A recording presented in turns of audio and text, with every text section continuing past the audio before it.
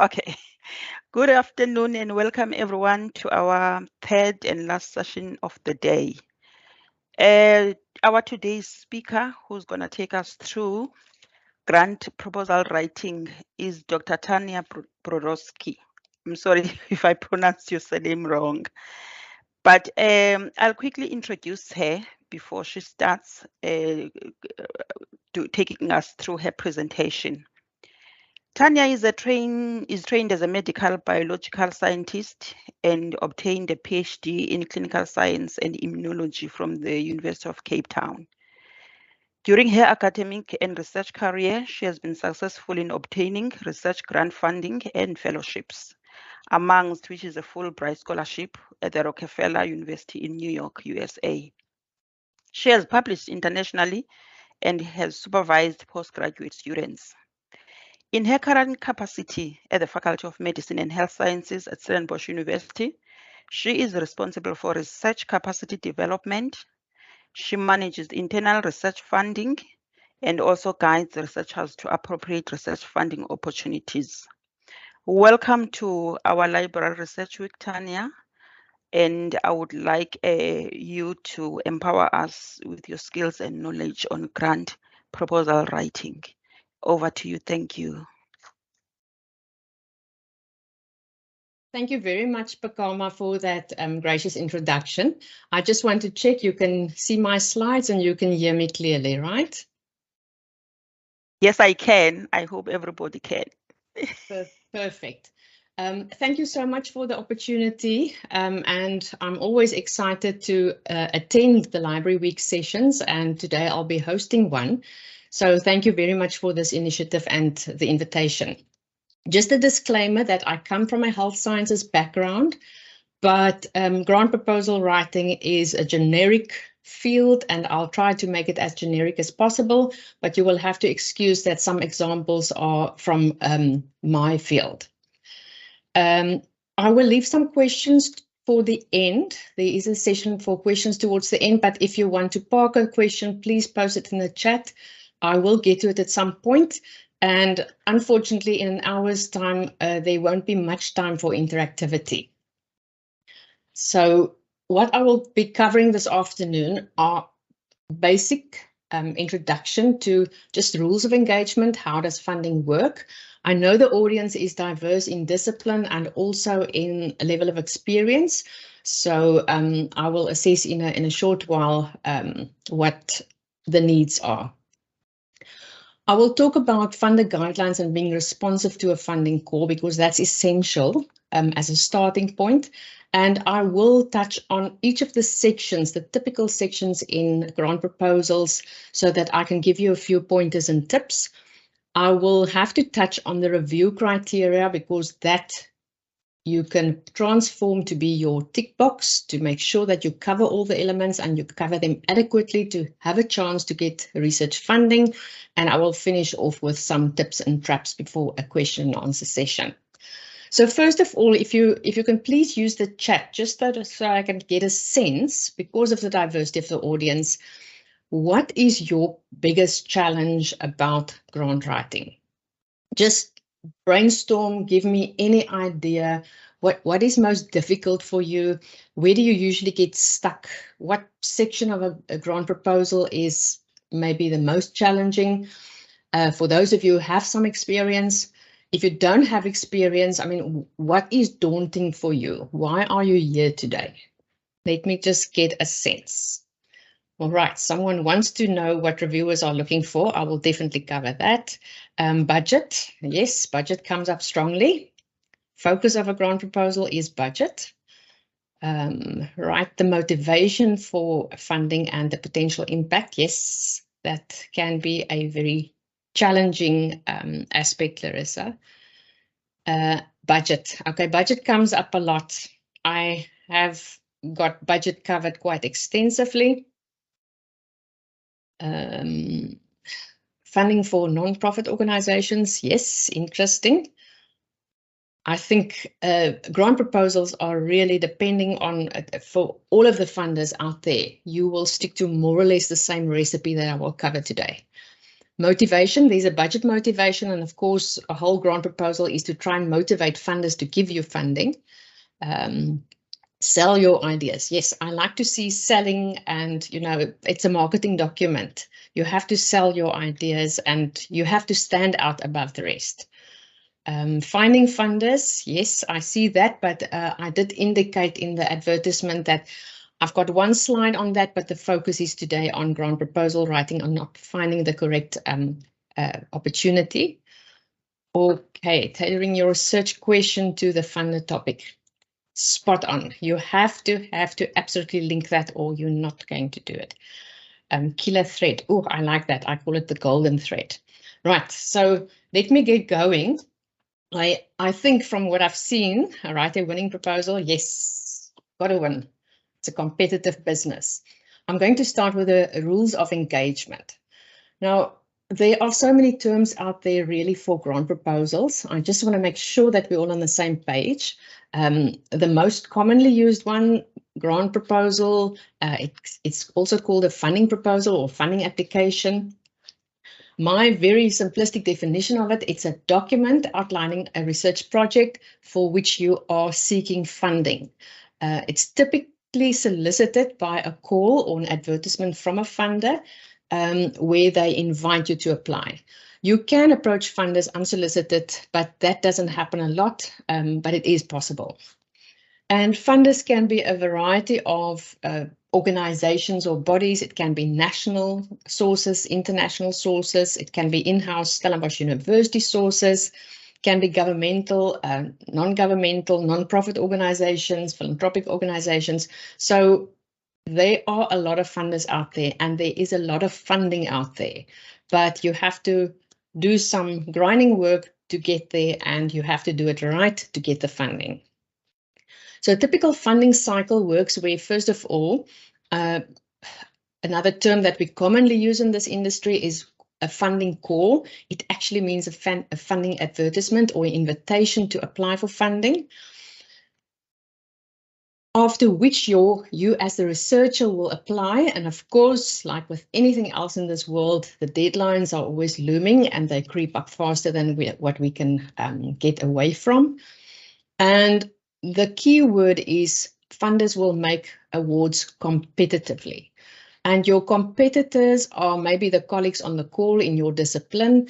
It can be similar people discipline-wise nationally, if it's a national funder, and even internationally. So you have to really stand out to be able to get funding.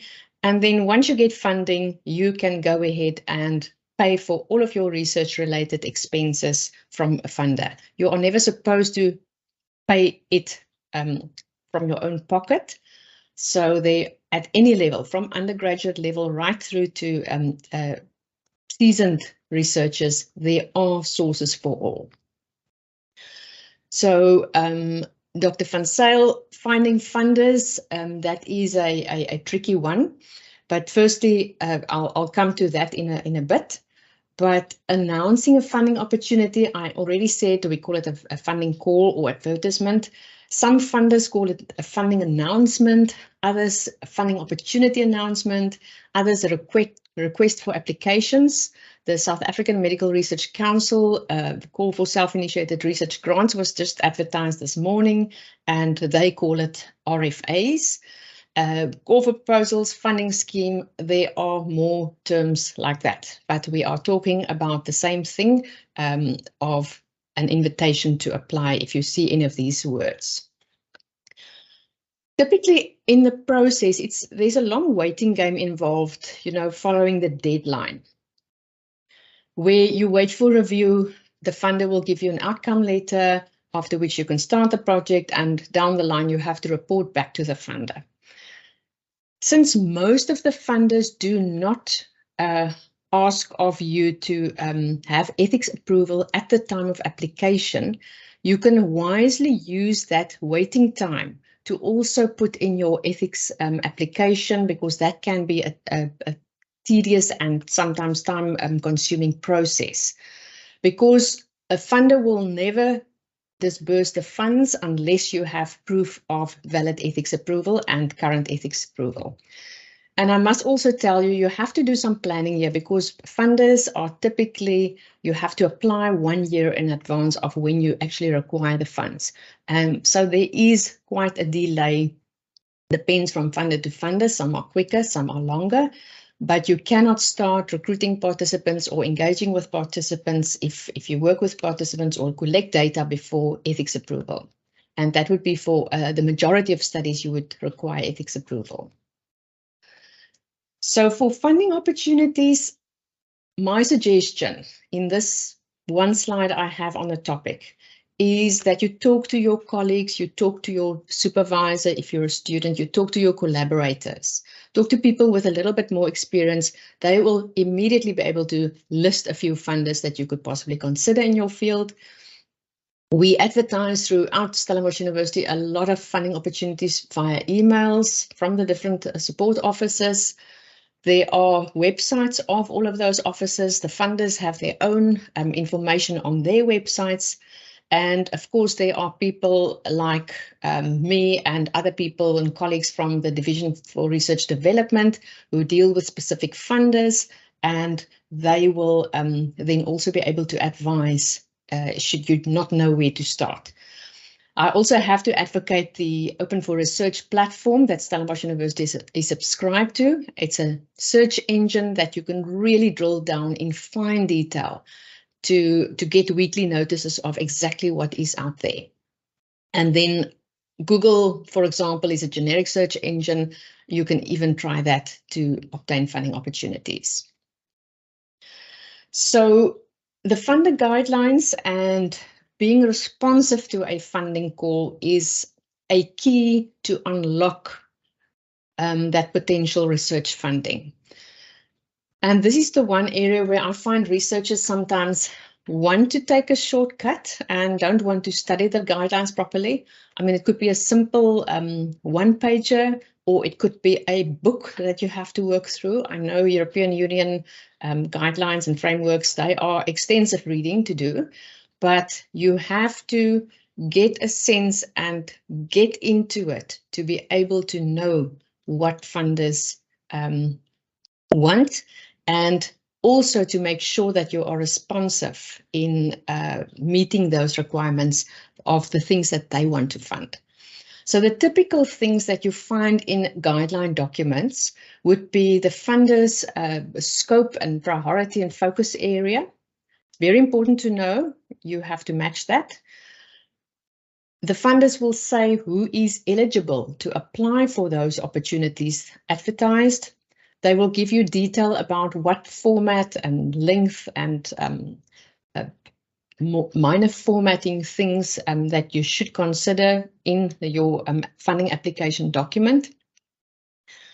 They are usually very transparent at how much funding they have available. Remember, if a funder advertises a funding opportunity, it means they already have ring-fenced funding available, and they simply invite you and other competitors to apply because they want to support research in a specific arena. So they usually say how much money in total they have available for a specific call. They sometimes indicate up to how many individual awards can be made. They will also indicate to you what period a project will be supported and when a project should start. So those are very important things to think about. Where are you at with your study? When are you planning to start? All of those things you should really read carefully and consider. I know of seasoned researchers who take the funder guideline document and spends time and old school use highlighters to highlight certain things. Even some of their words, they like to hear some of their own words. So that is another strategy that I will mention again later. But you can use, I mean, the modern way would be in a PDF document to do your highlights and your notes and everything. But this document really is something that will unlock things for you. They will give you information about the budget. I mean, you first of all need to know, and you will know, what it is that I need. what kind of items and the costs, and you look at the funder and zoom into the area where they talk about the budget, so that you are sure that they will fund the kinds of items that you actually need money for. The content, and I will go through it section by section and show you templates of funders, what they ask you, and they say specifically what they want you to cover in a funding application. Most of them also are very detailed about their review criteria. I will share with you later on some generic review criteria, but funders are very specific about that. And like I said, use it as a tick list so that you make sure you speak to each element that they indicate you will be scored on. And then, of course, the deadlines, if you miss it, you miss it. Nowadays, things are electronic and systems close. So make sure that you allow enough time, even for the technical glitches right towards the end. You know, we are really hampered by load shedding. Systems do crash when everyone tries to access it at the same time. So make sure you know exactly what the process is for that. So all of this information is available. The few that I'm highlighting here that is really the ones that will unlock the potential for getting funding is that you have to make sure it's like puzzle pieces fitting together. You have to make sure you are responsive and you and the funder are a match so that you will be considered for review. One of them, definitely the priority and focus area of the funder. It's essential that your research fits in 100% with what the funder is willing to sponsor. Your eligibility, and I will come to that in the next slide. The length and format of an application, and really funders can be so pedantic, but sometimes they will throw out an application simply because you haven't adhered to basics like that. Maximum budget, make sure that's a match, and then the period that it should align with your research. So for each of these, I've just got a few pointers. You have to go to the website if it's not evident in the guidelines. And you have to understand the scope and the mission and the vision of a funder to see whether there is alignment and responsiveness. Individual funding opportunities within that funder. I mean, some are maybe just for equipment. So if you're not in it for just equipment, that would not be an appropriate opportunity. And some other opportunities may be simply for appointing research assistants. So you will have to make sure that there's a match. Yeah, please just mute yourselves and videos off. There is some relay here on my side. Okay, thank you. So in terms of eligibility of the principal investigator, and that's another nice and fancy name that you can call yourself a PI if you're an applicant to a funder. That is usually the applicant that is known as the principal investigator, and that applicant needs to meet the eligibility criteria. Those criteria can be that you have to have a PhD, that you have to have a master's with certain years of research experience. It could be your career status. Some funds are just ring-fenced for early career researchers, some for postgraduate students, and other for just mute there, and others are for established researchers. So make sure that there's a match, that responsiveness, and some funders may dictate that you have to be of a certain nationality to apply for a given funding opportunity. Like I said, funders can be so pedantic, but consider A4 versus letter format paper. The Americans use the short fact version of papers, which is the letter format. If you do apply to an American funder, make sure, and it's usually in their guidelines, make sure that you have set your computer to the letter format and so forth. They are serious if they say there's a page limit, and they may throw out your application if you don't adhere to that, even as pedantic as font size and font type. Okay, so if a funder doesn't give you information about font size and font type, please just use a very clear font and don't go too small to try and cram in more information within limited space or word length limits. Make sure that I think the least I would go down to is font 11. Make sure that you do it right and that you make it, there's a human on the other side that has a lot of reviewing to do. Make it easy for the person to read, right? You don't want to annoy a reviewer right from the start. So think about it from a reviewer's hat too. Your funder will tell you which items are allowed and how much is allowed in total for you to apply for, even for the subcategories, and we will have a look at that when we get to the budget. Make sure that you link up and you're responsive to most of the items they are willing to fund. The period of start grants vary. Many are for only 1 year. So you apply for money, for example, now 2023 for 2024, and you have 12 months in which to do a small project. Other, especially international bodies like the National Institutes of Health and European Union projects, they can be up to 5, even longer duration in years. So those are big wins if you get money and securing funding for a big project and over an extended period. So make sure the length of your project that you propose will match what the funders' timelines are and what they are willing to fund.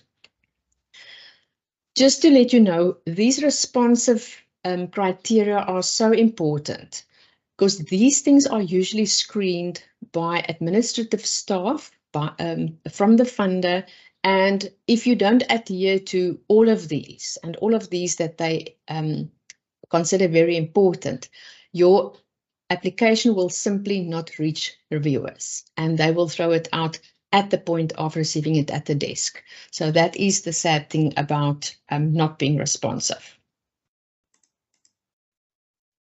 Okay, so I want you to just zoom out a bit. We've spent some time on the guidelines because it's so important that you really study those carefully. That will direct your choice. So if you zoom out, you recall that you get a funding opportunity announcement or advertisement. You study the guidelines very carefully, mark up what you need to mark up to note the important things. And also when you start writing, you go back to see those things that you've highlighted and check for responsiveness. If you tick all of those criteria of responsiveness, then you can discuss with your team or collaborators and decide whether or not you are going to take the plunge and apply. I'm warning you that it takes a lot of time and effort and sweat to get a funding proposal together. It's no small task. So make sure, firstly, before you dig in and start writing, that you tick all of those criteria and it's going to be a worthwhile investment in your career. Okay, I'm going to move on to section by section, and please feel free if anything is unclear to you. I might even just attend to some questions during the session, but feel free if there's anything that you need further clarity on, questions, post it in the chat. Right, so you have to just get started, and there are different ways in which to start. And for me, I'm a huge advocate of saying that you have to have a very final draft or a completed research protocol, right? Research protocol is your study plan that you would submit to get approved for degree studies or have ethics approval. So it's a very, very clear plan of your project, because those elements in there really are the main and the same main elements that you get in a grant proposal. And these are typically things like a clear plan, what you will do. And think about aims and objectives. That is where that will come in. how you're going to do it, and who will be doing it. So the how would be your methods and your approach, and the who will be yourself as a principal investigator, and there may be team members that will work alongside you. How long it takes, so that timeline that you plan to do a research, and your entire project, like I said, it should also be a responsive element, but you address that and you give a timeline in your proposal. How much, right? It's all about the budget. So how much and which items? So we will spend some time on that.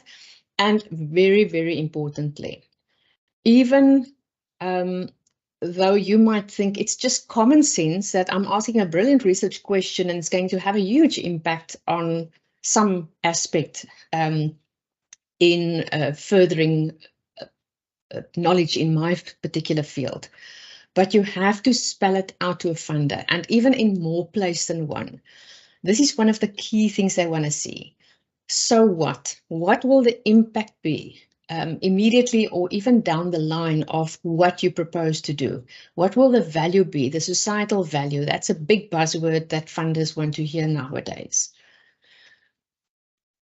So these are the elements, and I've read killer thread in the chat. I like that. I'm not sure if it is exactly the same you mentioned, but I call it the golden thread, that all of the elements that you can have in your grant proposal have to have a very clear stepwise golden thread and a link. It should be a coherent story, right? You are proposing your story. It should read like a story. It should be a very clear story, following in a logical way and being coherent.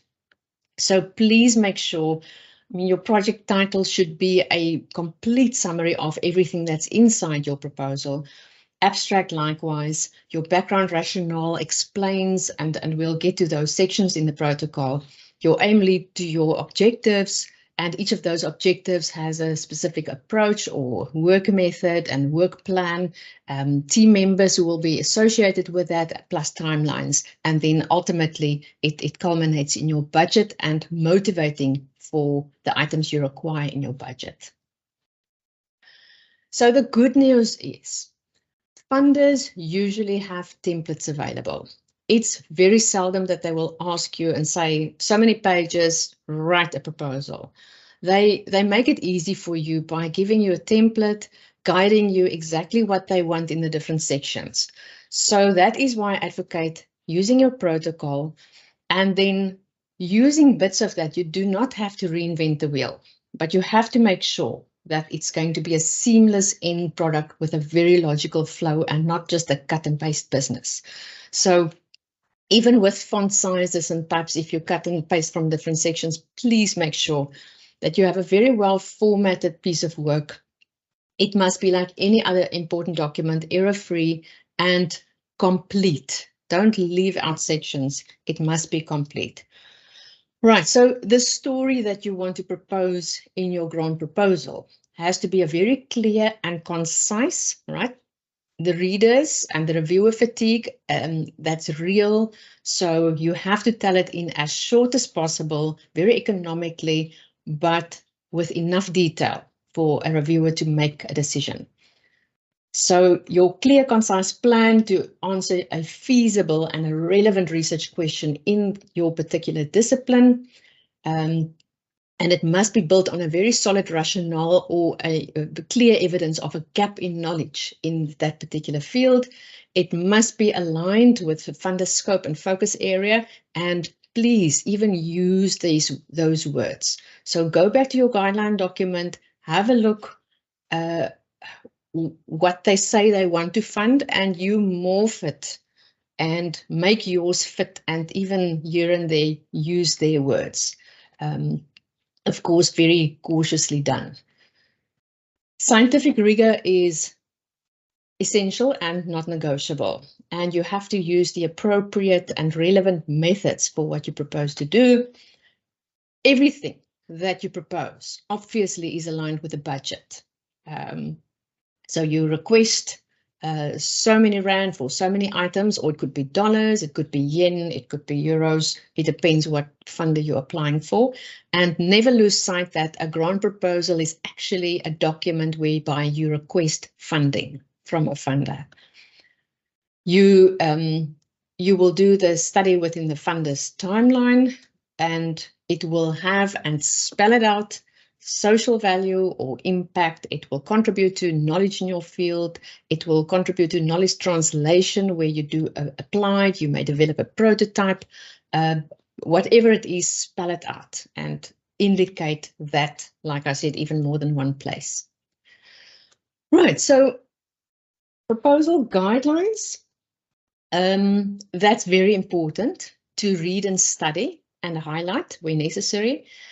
The second part where you will get the additional clues in what you need to do in the different sections. Let's look at this, just a sample section from a grant proposal template. They will also in there give you an idea what you should do. Here they want an abstract 150 words. They want to the specific aims, the goals of research, and summarize the expected outcomes. So those are all tick box items. Make sure that you address everything that they ask in both of those documents. Okay, it will vary from funder to funder, but I think you will recall here that this very much looks like a study protocol. We typically talk about protocol when we talk about just normal study protocols or ethics protocols, and we typically talk about proposals when we talk about funding or grant proposals. Okay, but technically those are interchangeable terms. So you'll see these headings or the sections in such a template are, it's very similar to a protocol. And then there are certain elements in there that I've highlighted here in maroon that are quite unique for grant proposals, and that may be add-ons to what you won't have in your protocol. But for the rest, you can really delve into what you have written in your protocol and morph it into a grant proposal. Okay, I'm noting the question when we get to budget, so I will definitely address it there. Okay, I'm going to quickly go through some of the sections, and project title, please keep it concise. You may have character limits there. Think about keywords, think about the themes and the focus areas of the funder. Think about discoverability. If people Google, you want to be discovered, so you have to have certain very important words in your title, and try and keep it simple enough so that a non-specialist audience can understand what you propose to do even from your title. So not too technical. And then your abstract, once again, you may be restricted there by 150, 200, 250 words. So be sure to be within that. It's a very tricky thing to write an abstract. I've got a different session for a whole hour just unraveling an abstract and how you write a proper abstract.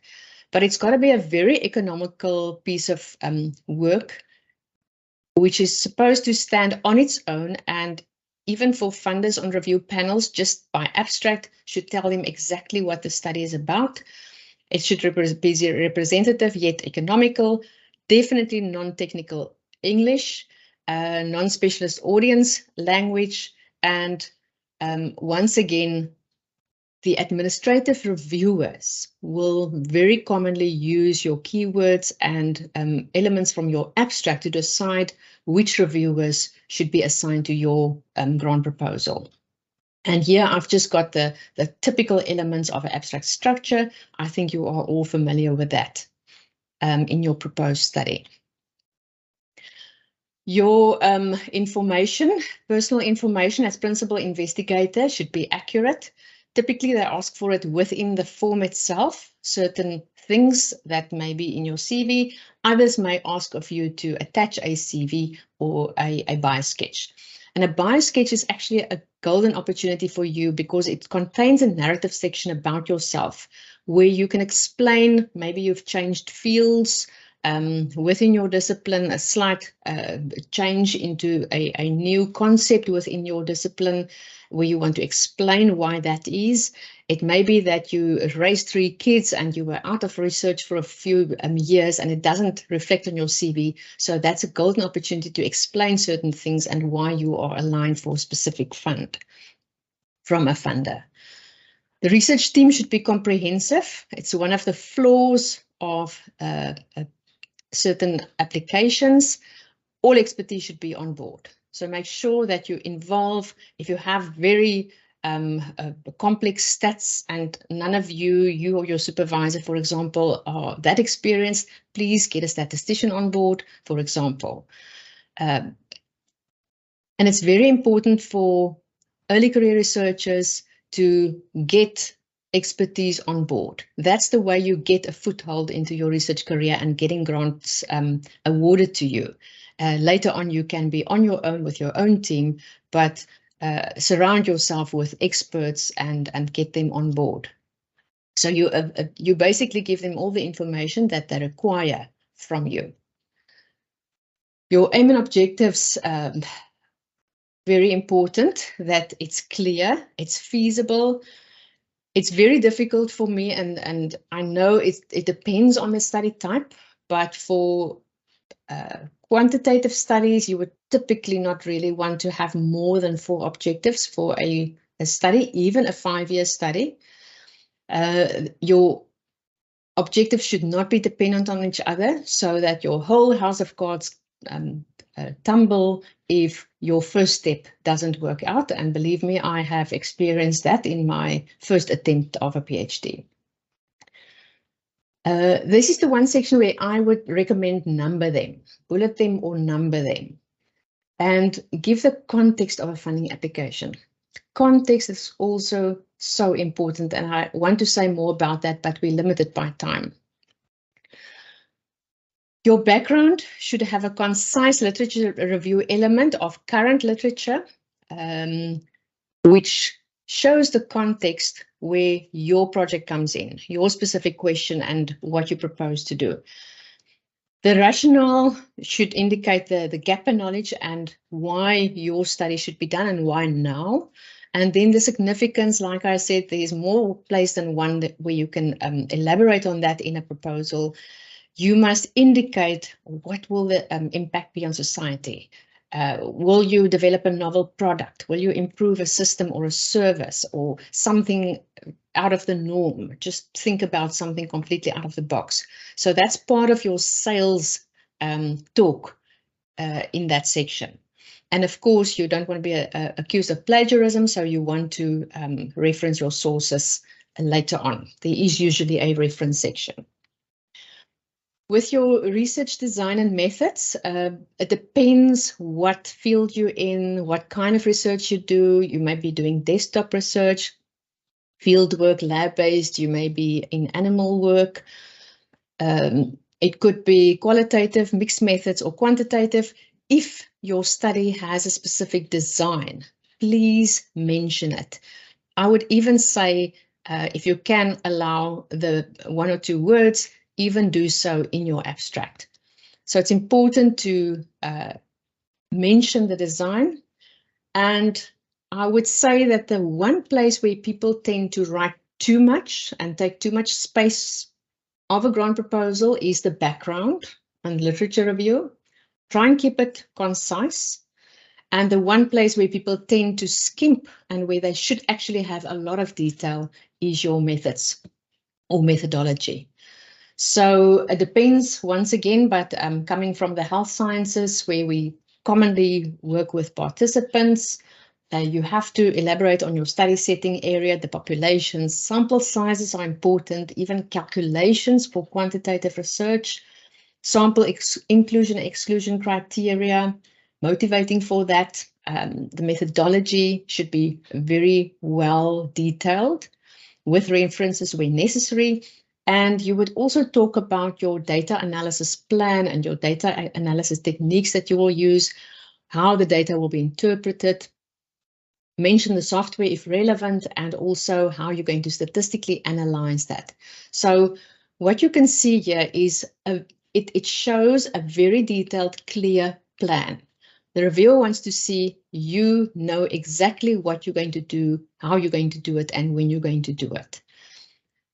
Ethics considerations is important.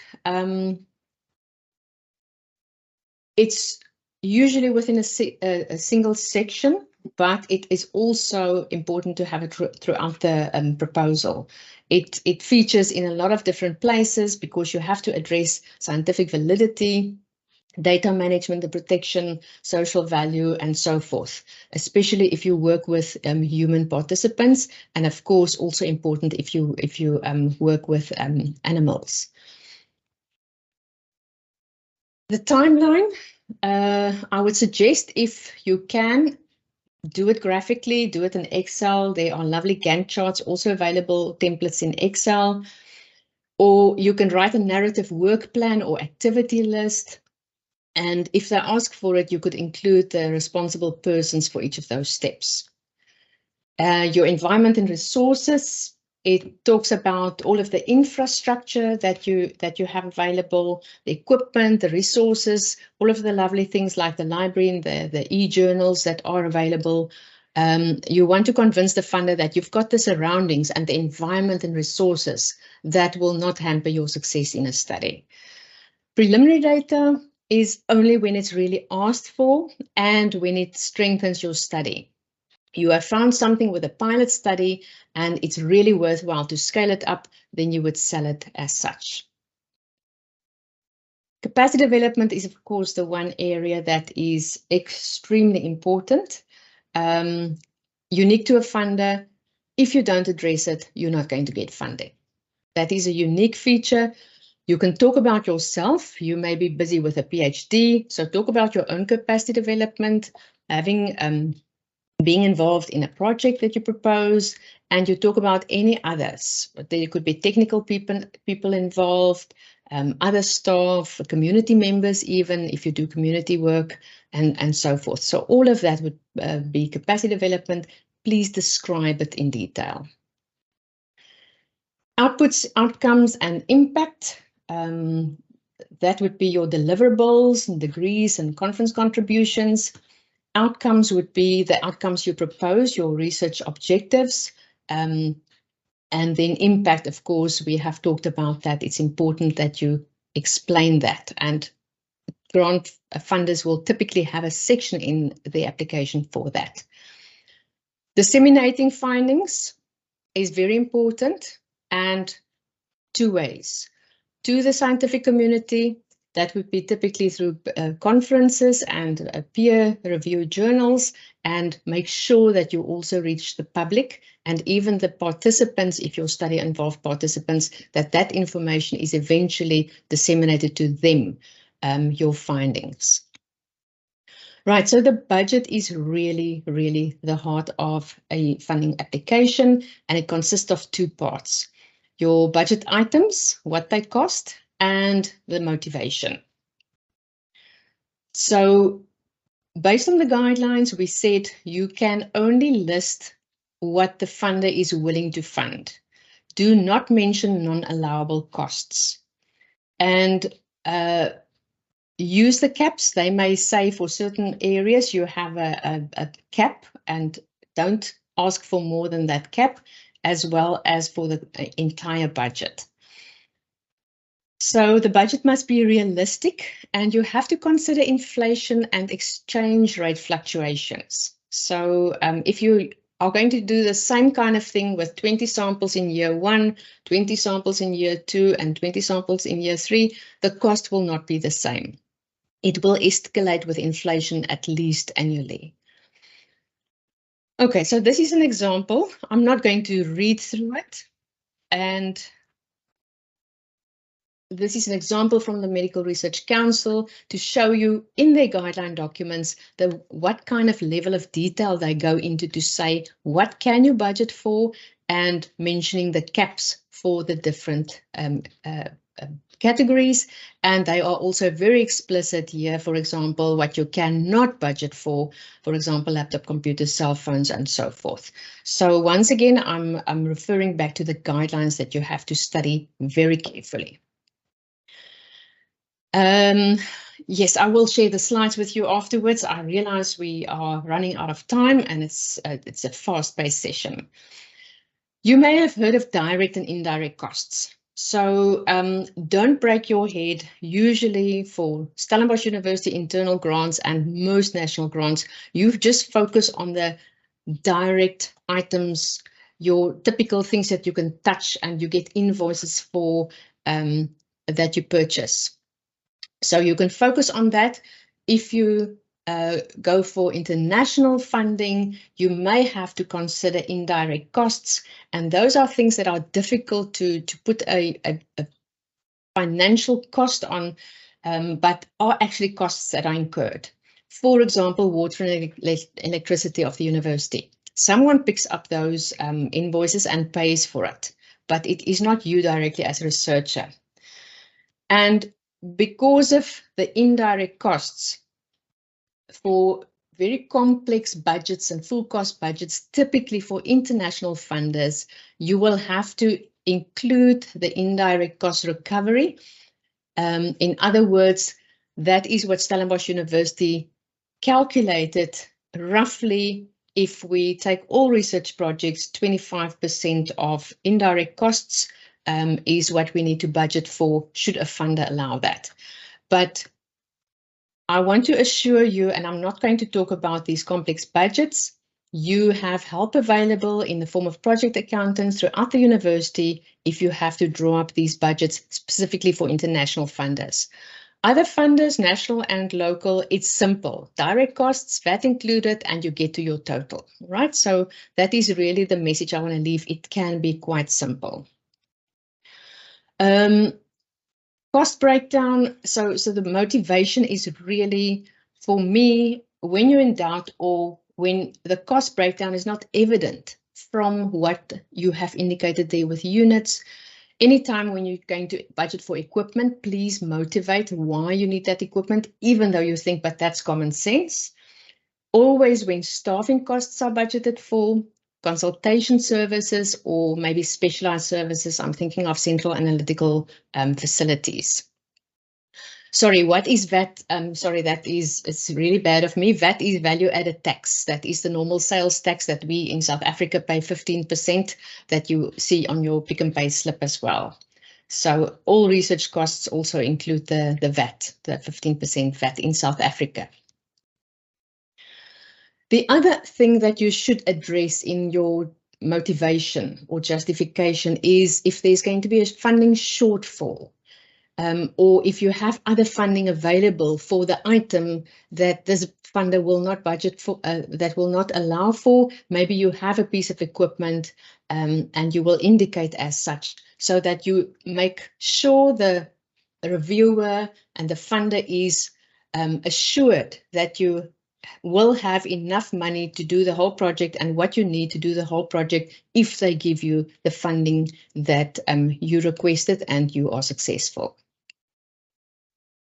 Okay, I'm not going to labor on these two. I'm actually going to skip over, but I'll definitely share the slides with you because it's so difficult for people to write motivations. I've just given you, they're not perfect, but I've just given you an example for quantitative research where I actually like that you use headings of some sort because you've got a blank space there.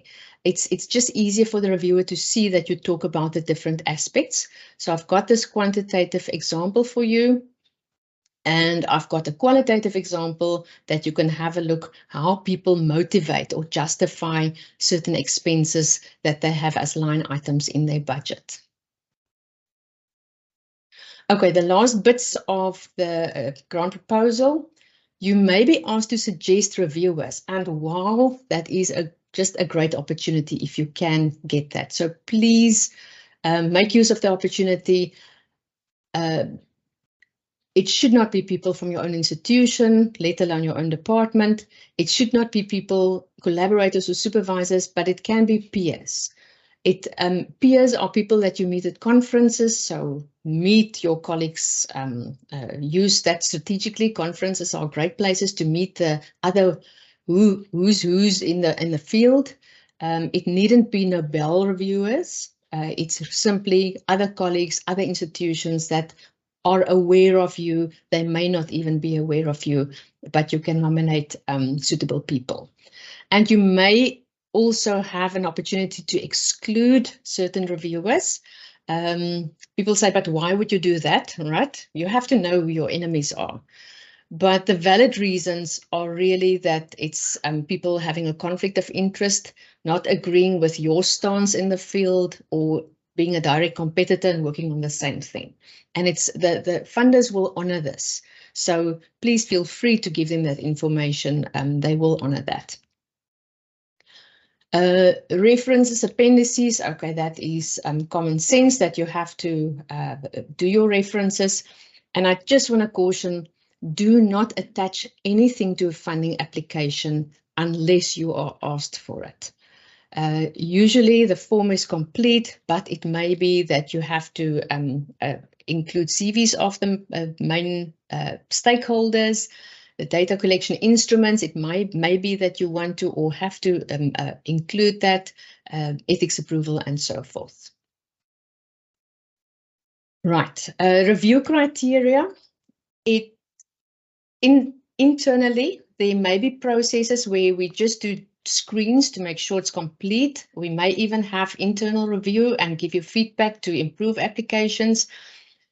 Please take control of your destiny. So responsiveness and completeness, there should be no excuse. You just want to pass the scientific review hurdle, and I'm going to share with you the most important aspects there that you can use as a tick list. Take feedback seriously and improve on your application. And if you have chance, please give it to a colleague, especially a colleague maybe in a different field, because your whole proposal should be understood by them. If you pass that mark, then I'm telling you, you will be in the top proportion of for review. So I'm leaving you with these 6. It's actually common sense, but they look at your rationale, very clear and feasible objectives of your study, linked to the timeline, your restriction there. The project must be relevant and have impact. So spell it out wherever you can. Your methodology, of course, pristine and detailed. The whole project and timeline should be feasible, and inexperienced researchers unfortunately fail by not doing that very well. Budget must be realistic and aligned with the funder. The research team must cover all of the skills required, and make sure that you talk about that in the application form or in the CV, that it's clear that the team is skilled. This is something that I leave in the slides for you, just an example of what is given to a reviewer and what you find in the funding guidelines. So you can have a look how this funder will differentiate sort of between a 1 to a 4 and a 10 score out of 10. And then this is how funding works. A funder will say, no, if it's a score 1 to 4 as described in the previous slide, that's really just bad. We don't want to fund you. All of the others are considered fundable, but the limit is what we call the pay line. How much funding is available? And that is what will determine where the cut-off score is. So your aim would be, you want the best score, possibly. And if you do tick box items from the guidelines and the review criteria, you are bound to be in the top percentile. And then, of course, you need a bit of luck, because you don't want everybody to apply for the same fund. And hopefully there's enough funding available that there can be quite a number of awards made. So you might, with the same one, get another funding the next year and not the previous year. Okay, so I'm going to leave you with tips and traps. It's basically, I'm not going to go through this in the essence of time. All of what I've mentioned throughout, I've summarized for you in the following slides. I've given you an example of how not to sound fancy. I sometimes think it's very good to not be English first language, to keep a document like this very clear, very simple, simplistic English. So I leave this with you, and I would like to just get to a few of these questions in the last few minutes remaining. So apologies for running out of time. I just want to mention, don't want to disappoint you, but getting grant funding is maybe 1 in 5 chances, or 1 in 5 of you. It depends. Some are very much higher percentage and others lower. It depends on competitors and a lot of other features, but get the best score you can, please. Okay, so if there are anyone wanting to raise their hand, I'm just going to answer some of the questions here. We've got the VAT. What Thank happens? you so much, Tanya.